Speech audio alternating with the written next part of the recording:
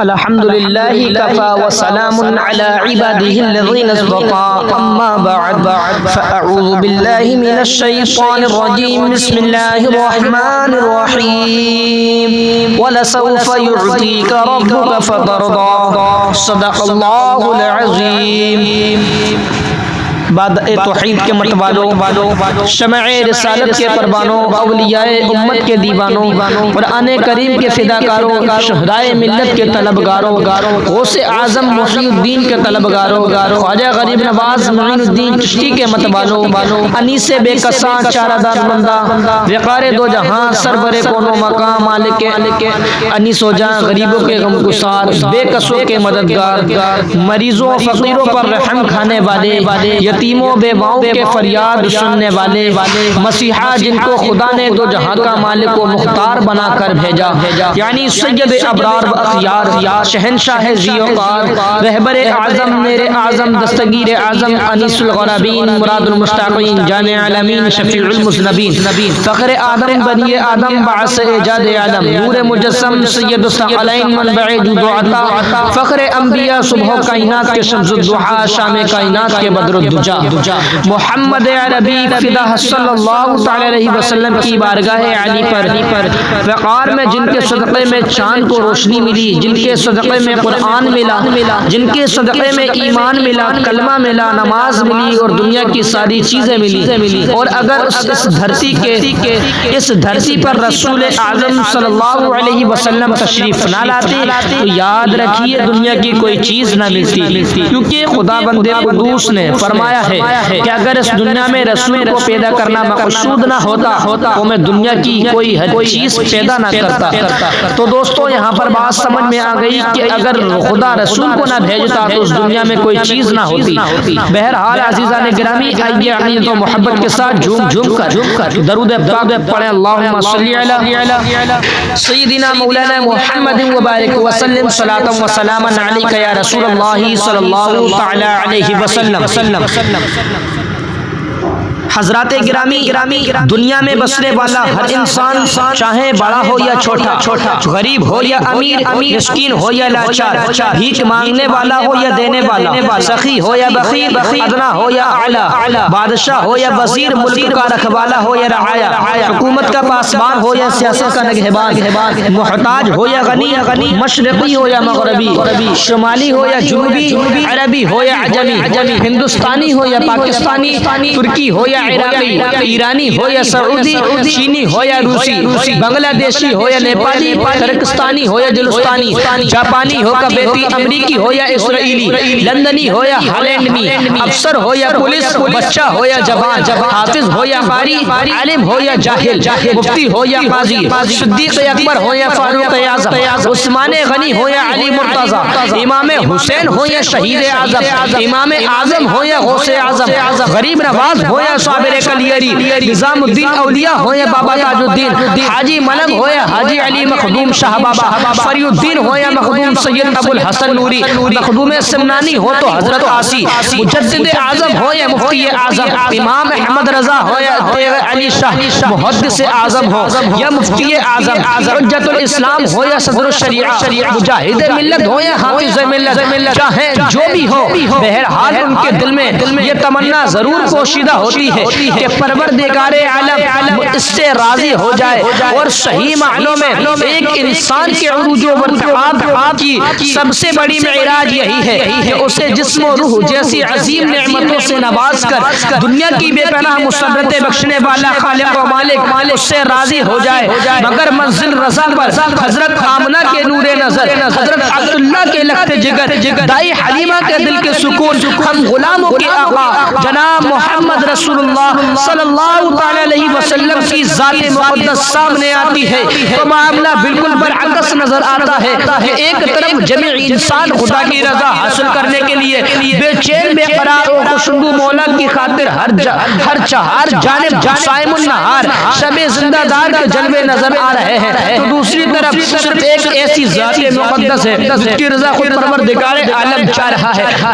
پیارے اسلامی بھائیوں، میرے عزیز دوستوں، بزرگوں، دنیا میں حضرت آدم علیہ السلام تشریف لائے، ان کے دل میں یہی تمنا رہی کہ پروردگار عالم مجھ سے راضی ہو جائے۔ حضرت موسیٰ دنیا میں تشریف لائے تو دل میں یہی تمنا رہی کہ اللہ رب العزت مجھ سے راضی رہے۔ حضرت نوح دنیا میں تشریف لائے تو ان کے دل میں بھی یہی تمنا رہی کہ پروردگار عالم مجھ سے راضی رہے۔ حضرت داؤد علیہ السلام دنیا میں تشریف لائے تو ان کے دل میں یہی خواہش پیدا ہوتی رہی کہ اللہ رب العزت مجھ سے راضی ہو جائے۔ حضرت عیسیٰ علیہ السلام دنیا میں تشریف لائے کہ ان کے دل میں بھی یہی تمنا رہی کہ پروردگار عالم مجھ سے راضی رہے۔ پیارے اسلامی بھائیوں، اللہ رب العزت دنیا کی ہر چیز اللہ کی رضا چاہتی ہے۔ بحروں پر اللہ رب العزت کی رضا چاہتا ہے، خشک و تر اللہ رب العزت کی رضا چاہتی ہے، چاند کی چاندنی اللہ رب العزت کی رضا چاہتی ہے، تمام فرشتے دنیا کی ہر ایک چیز اللہ رب العزت کی رضا چاہتی ہے، لیکن پروردگار عالم خود اپنے پیارے محبوب کی رضا چاہتا ہے۔ اسی لیے تو سیدی اعلیٰ حضرت نے کیا خوب فرمایا ہے، خدا کی رضا چاہتے ہیں دو عالم، خدا کی رضا چاہتے ہیں دو عالم، خدا چاہتا ہے رضائے محمد، اور وہ ذات پاک ہے محبوب خدا مالک کون و مکان، جن کی شان گفتار وما ينطق عن الهوى ان هو الا وحی یوحی، یعنی محمد رسول اللہ صلی اللہ علیہ وسلم کی ذات یہ کوئی اپنے ذہن کی پیداوار نہیں ہے۔ اگر قرآن مقدس میں ایمان و عقیدت و محبت رسول سے بھرا ہوا دل لے کر دیکھا جائے تو یہ بات روز روشن کی طرح عیاں ہو جائے گی، اور ماننا پڑے گا کہ یہ ایک ایسی ٹھوس اور ثابت حقیقت ہے کہ جہاں کسی کو شک و شبہ کی گنجائش بھی باقی نہیں رہ جاتی۔ چنانچہ پروردگار عالم کا وہ مقدس کلام خود اس بات پر شاہد عدل ہے، جس کے پڑھنے والے کو شروع ہی میں ذالک الکتاب لا ریب فیہ کہہ کر مطبع کر دیا، ہوشیار کر دیا گیا، خبردار کر دیا گیا، آگاہ اور صاف لفظوں میں اعلان کر دیا گیا کہ ایک قاری قرآن خبردار اس پاک کلام کے متعلق ذہن صاف ستھرا کر لو اور دل میں شک و شبہ کبھی بھی نہ آنا چاہیے۔ ارشاد ربانی ہے وَلَا سَوْفَ يُعْطِيكَ رَبُّكَ فَتَرْضَىٰ، اور ضرور عن قریب آپ کا رب آپ کو اتنا عطا کرے گا کہ آپ راضی ہو جائیں گے۔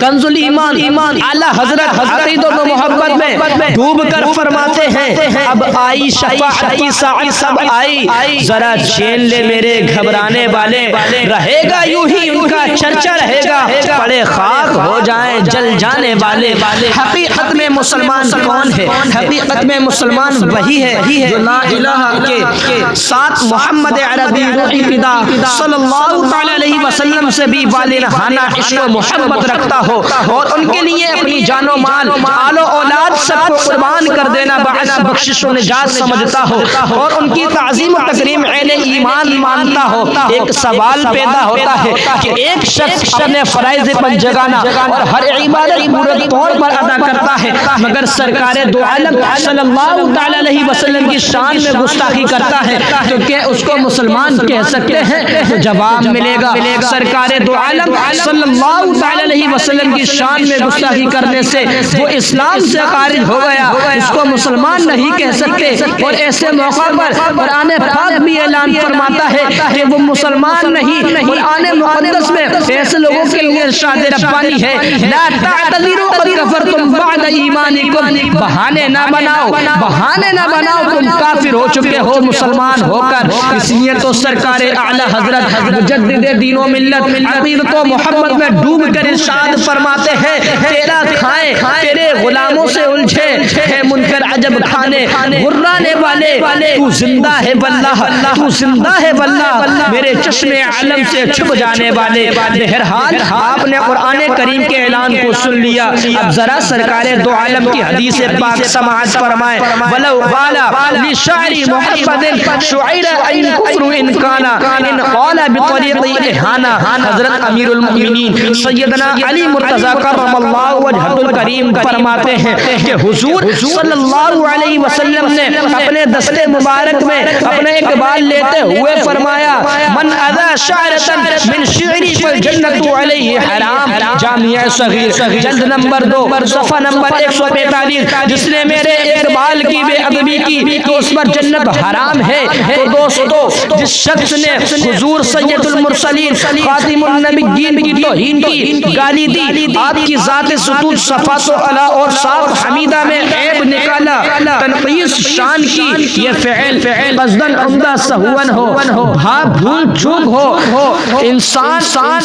کسی بھی طرح رسول کی توہین کرے، توہین کرنے والا غمی ہو یا حربی، کسی بھی مذہب و ملت سے تعلق رکھتا ہو، بہرحال بہر صورت ایسا شخص کافر دائرہ اسلام سے خارج ہے۔ اس لیے تو سرکار اعلی حضرت نبی مکرم صلی اللہ تعالی علیہ وسلم کے عشق میں جھوم جھوم کر والہانہ انداز میں یہ اشعار پیش کرتے ہیں، اور تم پر میرے آقا کی عنایت نہ صحیح نجدیوں کلمہ پڑھانے کا بھی احسان گیا، آج لے ان کی پناہ، آج مدد مانگ ان سے، پھر نہ مانیں گے قیامت میں اگر مان گیا، اور یوں کہتے ہیں حشر تک ڈالیں گے ہم پیدائش مولا کی دھوپ، مثل فارس نجد کے قلعے گراتے جائیں گے، خاک ہو جائیں عدو جل کر مگر ہم تو رضا، دم میں جب تک دم ہے ذکر ان کا سناتے جائیں گے۔ اس سے معلوم ہوا کہ ایک انسان کی ساری عبادتیں اور ریاضتیں اس وقت دم توڑ دیتی ہیں اور مردود ہو جاتی ہیں جبکہ وہ شان رسالت میں گستاخ خیال کرتا ہے۔ سرکار امام اہل سنت اعلی حضرت فرماتے ہیں اللہ کی سرتاب قدم شان ہے یہ، انسان نہیں انسان، وہ انسان ہے یہ، قرآن تو ایمان بتاتا ہے انہیں، ایمان یہ کہتا ہے کہ میری جان ہے یہ، مگر جس کی نسبت سرکار دو عالم صلی اللہ علیہ وسلم سے ہو جائے اور سرکار اس سے راضی ہو جائے تو پھر اس کا مقام بھی بہت بلند ہو جاتا ہے، جیسا کہ قرآن مجید میں پروردگار عالم ارشاد فرماتا ہے لا اقسم بہذا البلد وانت حل بہذا البلد، مجھے اس شہر کی قسم کہ اے محبوب تم شہر میں تشریف فرما ہو۔ اس آیت کریمہ سے یہ بات معلوم ہوئی کہ شہر کی قسم اس لیے پروردگار عالم فرما رہا ہے کہ مصطفیٰ جان رحمت تشریف فرما ہے، اور اس سے یہ بات بھی ثابت ہوئی کہ جس چیز کی نسبت سرکار سے ہو جائے وہ چیز لائق احترام ہو جاتی ہے۔ یہ صدقہ کرام محمد رسول اللہ صلی اللہ علیہ وسلم کا کہ آج ہم لوگ خدا کی دی ہوئی نعمتوں سے لطف و انداز ہو رہے ہیں اور دن رات گناہوں میں غرق رہنے کے باوجود بھی خدا کے سپہر عظیم سے محفوظ و مامون ہے جو اگلی امتوں پر نازل ہوا، اور یہی نہیں بلکہ میدان محشر میں بھی ہم گناہگاروں کو انہی کی نسبت کام آئے گی اور انہی کے صدقے فعل میں عذاب خدا بندی سے چھٹکارا مل جائے گا۔ لیکن ہمارا تو عقیدہ ہے کہ جس چیز کو میرے سرکار دو عالم صلی اللہ علیہ وسلم سے نسبت ہوگی خدا کی قسم وہ چیز جہنم میں نہیں جائے گی، اور جہنم کی آگ اس چیز کو نہیں جلا سکے گی، نہیں جلائے گی، اور ہم نسبت والے ہیں، اس لیے بفضل رب قدیر بکفیل بشیر و نذیر ہم امیدوار ہیں کہ جنت میں جائیں گے۔ حضرت ایک مرتبہ حضرت عائشہ صدیقہ رضی اللہ تعالی عنہ فرماتی ہیں کہ رسول اکرم و معظم صلی اللہ تعالی علیہ وسلم ایک بار اپنی چادر پاک مبارک ہاتھوں سے عنایت فرماتے ہیں اور ارشاد فرماتے ہیں کہ عائشہ چادر کو سکھا دو۔ حضرت عائشہ فرماتی ہیں کہ میں نے چادر لی اور گھر میں تندور جل رہا تھا، میں نے سوچا آگ سے جلد سوکھ جائے گی تو میں چادر کو لے کر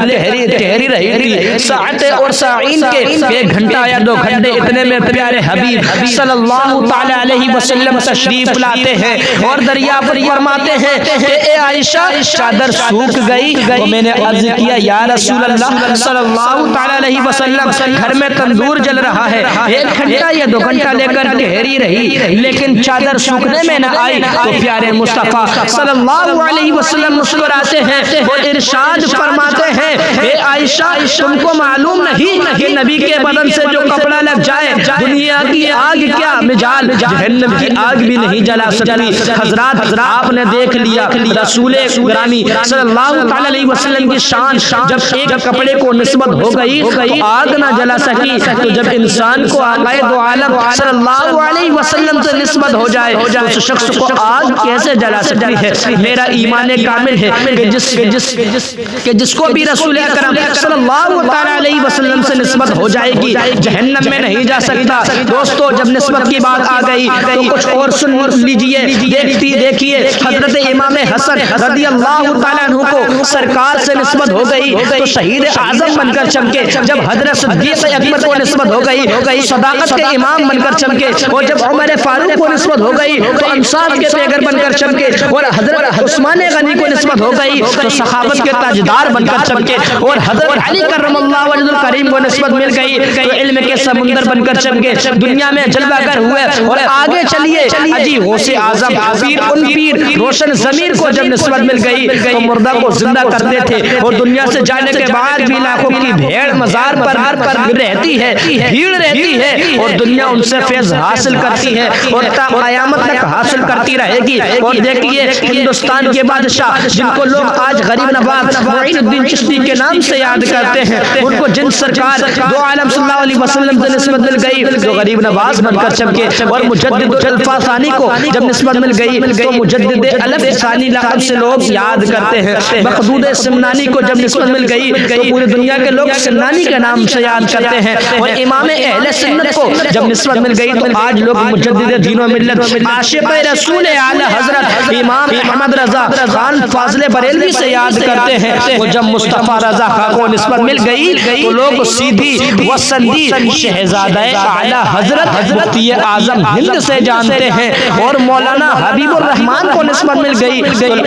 تو لوگ آج مجاہد ملت سے یاد کرتے ہیں، حضور تاج الشریعہ کو جب نسبت مل گئی تو آج لوگ ازہری میاں کہہ کر کے یاد کرتے ہیں۔ پیارے الغرض سارے بزرگوں کو اسی طرح نسبت حاصل ہے، اس لیے دنیا آج ان کے قدموں کو بوسہ دیتی ہے۔ دوستو غور کرو، وہ لوگ جو کہتے ہیں جس کا نام محمد یا علی ہے وہ کسی چیز کا مالک و مقدار نہیں، تقویت الایمان تو ان کے بارے میں اعلی حضرت محبوب کی یاد میں یوں کہتے ہیں، جس کی دو بوند ہے کوثر و سلسبیل ہے وہ رحمت کا دریا، ہمارا نبی کیا خبر کتنے تارے کھلے چھپ گئے پر نہ ڈوبے نہ ڈوبا ہمارا نبی، اس وقت جب خدا کا جلال شباب پر ہوگا، قیامت کی وہ سخت گھڑی جس کا انداز نہیں لگایا جا سکتا۔ حدیث پاک میں صاف اور صریح ارشاد ہے کہ میدان محشر میں اس قدر طویل دن ہوگا کہ کاٹے نہیں کٹے گا، دوزخ کے بھڑکتے ہوئے شعلے قریب سے